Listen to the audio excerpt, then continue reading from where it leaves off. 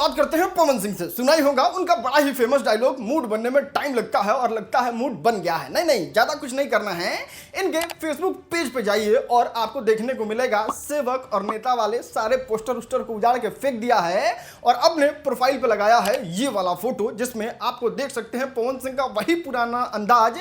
और अब जितने भी पवन सिंह के फैन हैं उनको पता है कि ये वाला जब प्रोफाइल लगाए थे उस समय ही पवन सिंह एकदम पीक पे थे, दबा के रेल के गाना कर रहे थे और ठेल के फिल्म कर रहे थे और भोजपुरी फिल्म इंडस्ट्री का चक्का जाम कर दिए थे। चलो दोस्त आगे बढ़ते और बात करते हैं खेसारी लाल यादव के भूतपूर्व मैनेजर विवेक सिंह के बारे में। आहा महफिल जमा रहे हैं जनाब। ये तो विवेक भैया का डायलॉग था ना, कैसे चोरी कर लिए?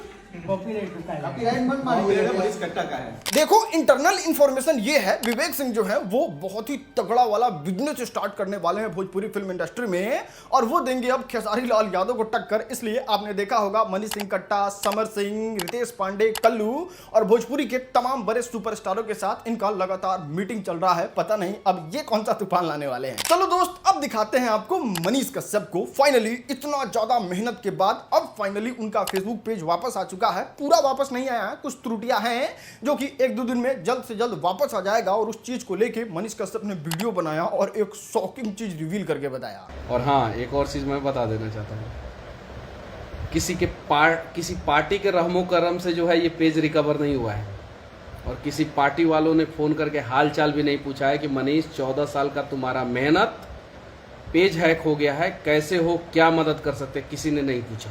क्या लगता है गाइज, मनीष कश्यप का साथ भारतीय जनता पार्टी छोड़ चुकी है और अब जनता के भरोसे ही है। इसलिए जनता के बातों पे भरोसा करना चाहिए और जनता नाराज है तो उसकी रिस्पेक्ट करना चाहिए। खैर मनीष कश्यप अब कर रहे हैं और उन्होंने कहा है कि अब हम पहले से ज्यादा मुखर होकर आवाज उठाएंगे, तो अब सब लोग सावधान हो जाइए आप लोग। चलो दोस्त आगे बढ़ते और बात करते हैं विकास दुबे के बारे में। इस लड़के को लगातार सांप काट ले रहा था, ये बात तो आप जान ही रहे थे और लगभग 7 बार इसको सांप काट चुका था और इसके सांप सपना में आगे कहा था कि बेटा 9वां बार काटेंगे और तुमको मुआवजा देंगे, तुमको कोई नहीं बचा सकता है, ना हॉस्पिटल, ना बाबा, ना हकीम, ना फकीर।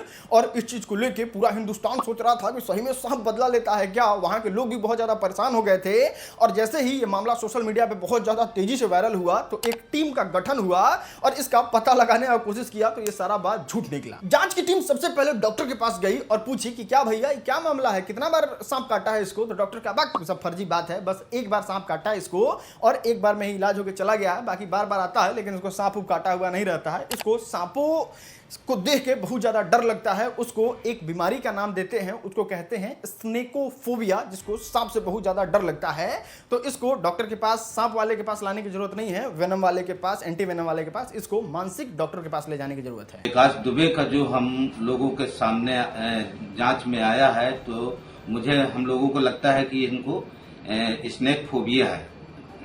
ये अगर मेरी मदद करना चाहेंगे तो इनकी हम साइकेट्रिक डॉक्टर से या मानसिक रोग विशेषज्ञ से हम इनका इलाज कराना। चलिए दोस्त आगे बढ़ते हैं और बिहार के सबसे बड़े मर्डर मिस्ट्री से पर्दा उठाते हैं और एक लेयर और खुलासा हो चुका है। आपको पता ही होगा किस तरीके से मुकेश सहनी के पिता जितन सहनी का हत्या कर दिया गया था और अब हत्यारा का खुलासा हो गया है और पता चला है कि कासिम अंसारी नाम का एक व्यक्ति जो है वो रात में 1:30 बजे जाता है अपने जमीन का कागज लेने और कागज के लिए बगचक होता है और वहां पे धारदार हथियार से मार देता है मुकेश सहनी के पिता को।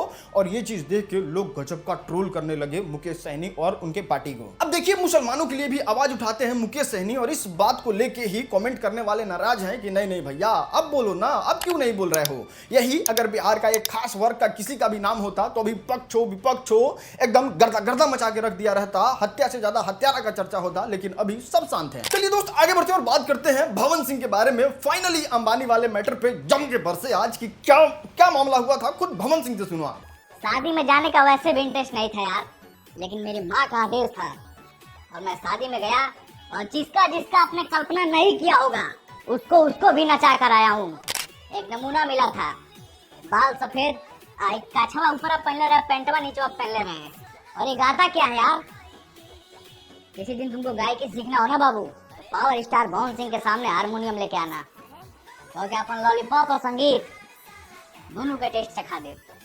देखो भले ये बात भवन सिंह बोल रहे हो, लेकिन मजा ना आ जाएगा। इस नमूने को हारमोनिया लेके पवन सिंह के सामने बैठाया जाएगा, पूरा बिहार क्या पूरा दुनिया देखेगा कैसे बजाते हैं गाना। चलिए दोस्तों, अब हम आपको सुनाते हैं एक तगड़ा वाला गुड न्यूज, जिसको सुनने के बाद आपको मजा ही आ जाएगा। और मजा वाला बात यह है कि हाजीपुर में रशियन आर्मी के लिए जूता बनाया जा रहा है, और वो जूता मामूली जूता नहीं है, -40 डिग्री तापमान को आराम से झेल सकता है। अब देखो, गुड न्यूज बस इतना सा होता तो इस वीडियो में कवर नहीं करते, लेकिन बात कुछ ऐसा है कि हाजीपुर इकलौता ऐसा जगह है जहां से हर साल 100 करोड़ जूते दूसरे देश में एक्सपोर्ट किया जाता है। और उससे भी ज्यादा डबल खुशी की बात यह है कि उसमें 70% वर्कर जो है वो महिलाएं हैं। बस इसी तरीके से धीरे धीरे धीरे धीरे करके अपना बिहार भी एक दिन। चलिए दोस्तों, आगे बढ़ते और बात करते हैं प्रमोद प्रेमी यादव और प्रियंका राय के केस में बहुत बड़े खुलासा के बारे में। आपके प्यार और सपोर्ट से हम लोगों ने ट्विटर पे कैंपेनिंग चलाया था। FIR तो हो गया, लेकिन FIR के बाद जो फैक्ट निकल के आया है उसको देख के आप हैरान हो जाओगे।